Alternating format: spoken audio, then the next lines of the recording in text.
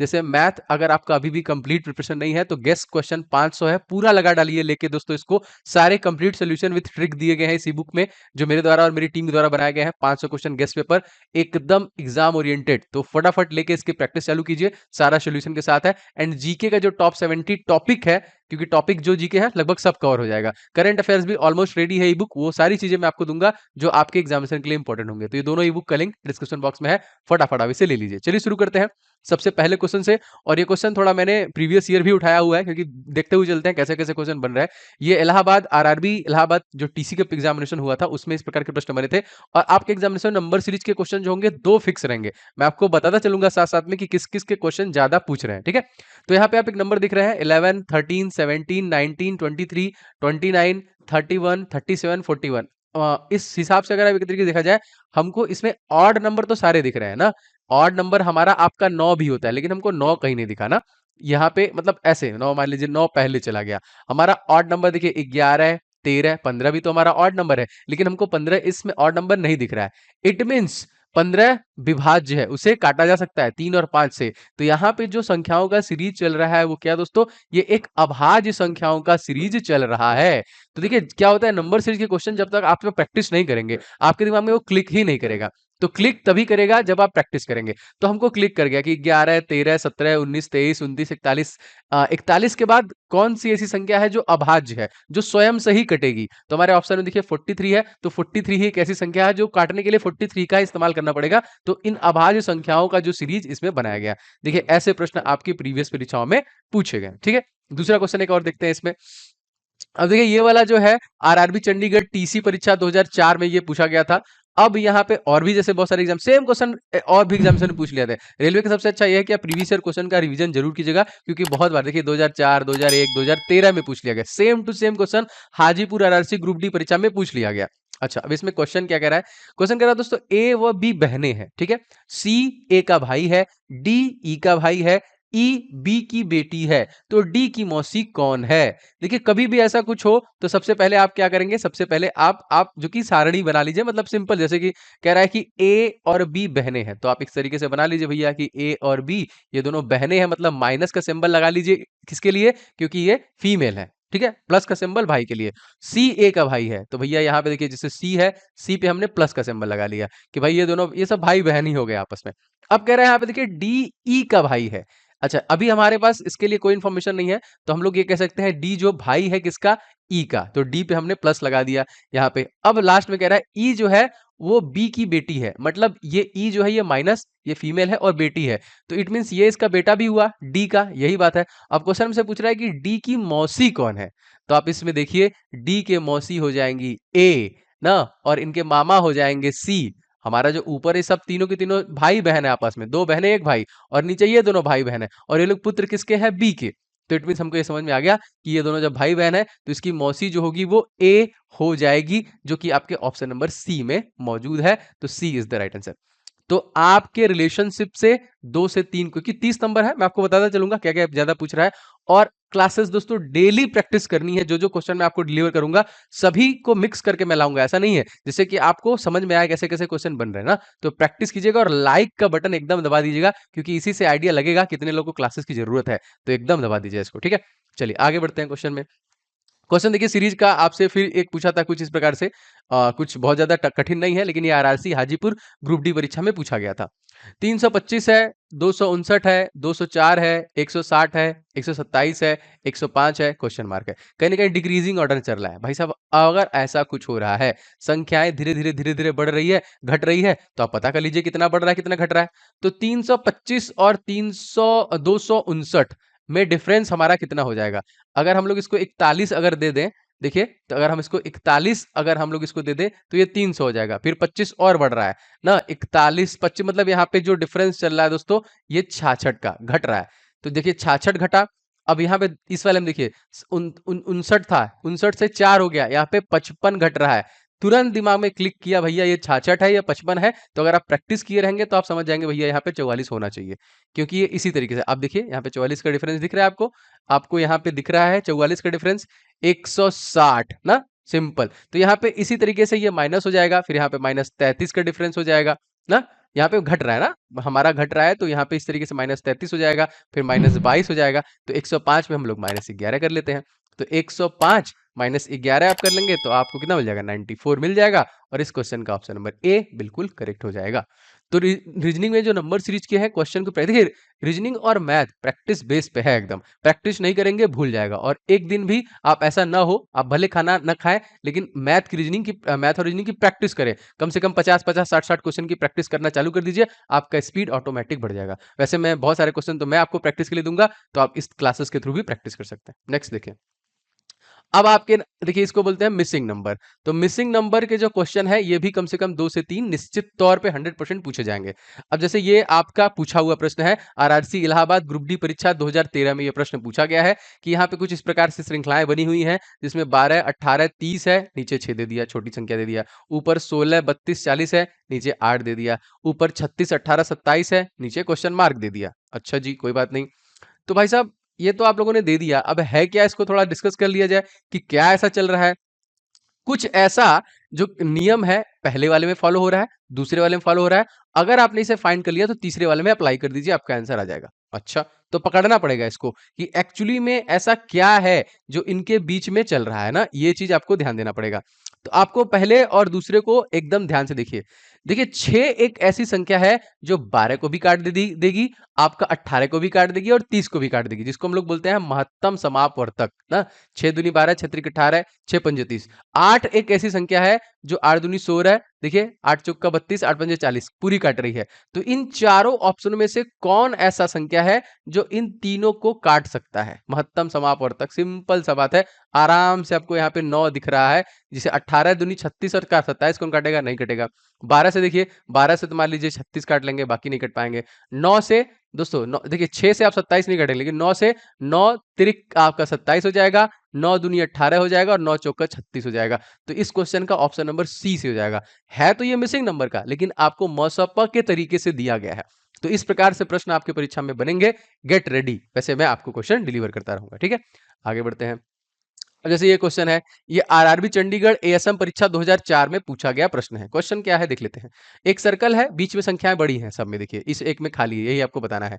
चारों संख्याओं के बीच में, तो ऐसे प्रश्नों में दोस्तों अक्सर ये होता है कि जो बीच वाली वैल्यू होती है वो रिजल्ट वैल्यू होती है, उसको क्या बोलते हैं, रिजल्टेंट बोलते हैं। लेकिन कैसे हम निकालेंगे ये आपको दिमाग लगाना है। जैसे पहले वाले में देखिए 8, 6, 6, 2, क्या इन चारों नंबर्स का प्रयोग करके हम 36 निकाल सकते हैं क्या? देखिए इसी चीज की प्रैक्टिस करनी है आपको डेली बेसिस पे, तभी क्लिक करेगा आपको। जैसे मेरे दिमाग में क्लिक किया कि अगर हम 8 और 6 का गुणा कर दें ना, तो कितना हो जाएगा, 8 छंग 48, और हम लोग 2 और 6 का गुणा कर दें तो कितना हो जाएगा, 6 दूनी के 12। इन दोनों को घटा लें, इन दोनों का डिफरेंस देख लें, तो कहीं ना कहीं 36 आपको मिल रहा है, मिल रहा है ना, बिल्कुल। दूसरे वाले में भी देखिए, अगर हम लोग 7 और 8 का गुणा कर ले, कितना हो जाएगा, 7 8 56, और 5 और 2 का गुणा कर ले, कितना हो जाएगा, 5 2 10, दोनों को घटा लें तो हमको 46 मिल जाएगा। देखिए इस गोले में भी 46 आपको दिया गया। सेम अब इसमें भी कर लीजिए, 7 गुणे 10 कितना हो गया आपका, 70, ठीक है। और 6 कितना हो जाए, 6 चौका 24, तो 70 में से आप 24 घटा लीजिए, आपको मिल जाएगा 46। इस क्वेश्चन में ऑप्शन नंबर सी दिया हुआ है और यही इसका सही आंसर हो जाएगा। समझ रहे हैं। इस प्रकार से प्रश्न आपके एग्जामिनेशन में बने रहे हैं। देखिए यहाँ पे प्रीवियस ईयर क्वेश्चन ही मैंने लिया है आपको दिखाने के लिए, और प्रैक्टिस भी मैं के लिए भी मैं क्वेश्चन आपको देता रहूंगा। आगे बढ़ते हैं क्वेश्चन में। क्वेश्चन देखिए दोस्तों, एक प्रकार से ये आपका रिलेशनशिप का ही क्वेश्चन है, उसका तरीका थोड़ा बदल दिया गया है, और ये एकदम लेटेस्ट परीक्षा जो है आरआरबी ग्रुप डी 18 अक्टूबर 2018 में जो हुआ था, क्योंकि इसके पहले ग्रुप डी 2018 में हुआ था, वही आपका देखिए उसी समय का ये क्वेश्चन है। सौम्या तनु के एकमात्र भाई की माँ है, प्रीतम तनु के पिता का एकमात्र पुत्र है, सौम्या और प्रीतम का क्या संबंध है। अब जैसे इस क्वेश्चन में तो मतलब बहुत सीधा सीधा सा आंसर है, आपको दिख भी रहा है कि आपका इसका आंसर माँ ही आएगा। क्यों? क्योंकि सौम्या तनु के एकमात्र भाई की माँ है, मतलब वो तनु की भी माँ है, क्योंकि उसका जब एक भाई ही है, सौम्या उसकी माँ ही होगी एक तरीके से कह लीजिए। अच्छा, अब प्रीतम जो है तनु के पिता का एकमात्र पुत्र है, ठीक है। एकमात्र भाई कौन सा हो गया, ये प्रीतम हो गया, और ये जो कि तनु के पिता का एकमात्र पुत्र है, तो तनु के पिता का एकमात्र, और यही वो भाई भी है एक तरीके से कह लीजिए। तो यहाँ पे प्रीतम का तो हमको सीधा समझ में आ रहा है कि प्रीतम का सौम्या उसकी माँ है, ठीक है।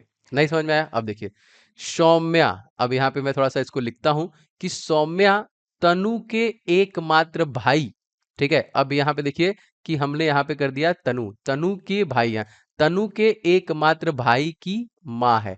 ठीक है, तो ये जो भी भाई है इसका नाम हमें नहीं पता, तो भाई जाहिर सी बात है इनडायरेक्ट वे में ये भी इसकी माँ ही हुई क्योंकि उसका भाई है।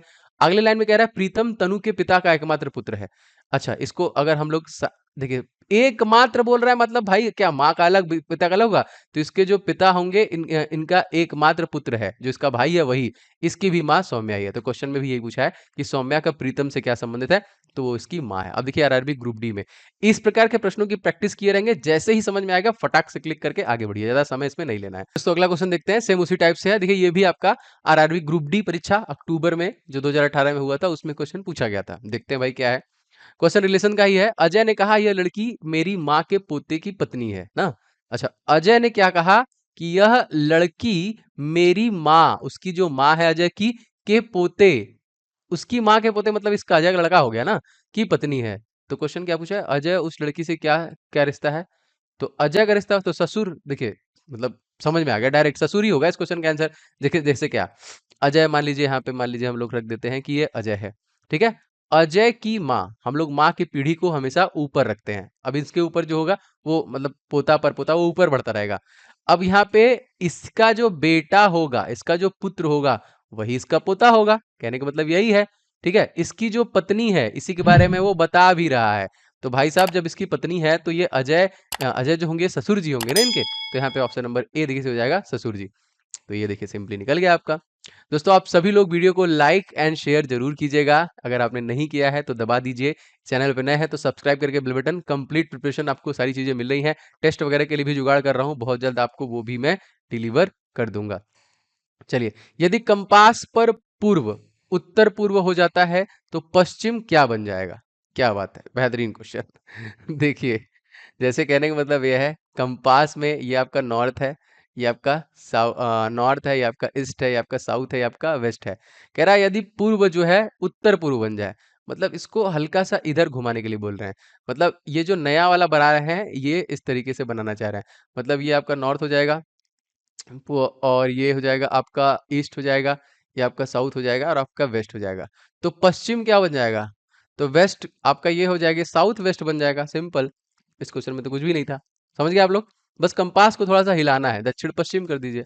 ये भी देखिए आपका 2018 का ही क्वेश्चन पूछा गया था। अगला क्वेश्चन देखिए, कोडिंग डिकोडिंग। देखिए सारे प्रश्न मैं आपको कराऊंगा, धीरे धीरे आपको प्रैक्टिस के लिए क्वेश्चन मिलेंगे आने वाले समय में, आपको बहुत सारे क्वेश्चन के एक साथ प्रैक्टिस वाले जो कि मैराथन क्लासेस भी देखने के लिए मिलेंगे। तो किसी कोड में दोस्तों 3 4 5 6 को रोप लिखते हैं और 1 5 5 2 6 को एप्पल लिखते हैं। तो इसी प्रकार से जो कि 5 4 6 1 3 को हम लोग कैसे कोड करेंगे। ऑलमोस्ट हमको सभी दिख रहा है कि एक अल्फाबेट पे कुछ न कुछ कोड दिया गया है ना। जैसे अब यहाँ पे है आपका हमसे किसका 5 किसके लिए दोस्तों, पी के लिए है, तो ये हो गया पी। आपका 4 देखिए, अरे तो हमको लग रहा अच्छा नहीं, 4 किसके लिए है, आप इन सभी में देखेंगे तो ओ के लिए, स्पेशली 4 किसके लिए है, ओ, तो हमको चाहिए पी ओ। तो देखिए पहले में भी नहीं है, दूसरे में भी नहीं है, लास्ट वाले में भी नहीं है, सी इज द राइट आंसर। तो यहाँ पे ज्यादा सोचने की जरूरत नहीं है, एक दो भी अगर आपको आंसर मिल रहा है तो फटाफट करके आगे बढ़िए, क्योंकि आपको समय भी बचाना है। तो that's why option number C इस क्वेश्चन का करेक्ट हो जाएगा। चलिए इस प्रकार के प्रश्न और देखते हैं। जैसे ईट को दोस्तों किसी प्रकार से कोड किया जा रहा है 318 में, चेयर को कोड किया जाता है 24156 में, उस तरह टीचर को कोड कीजिए आरआरसी पटना ग्रुप डी परीक्षा 2013 में ये प्रश्न पूछा गया था।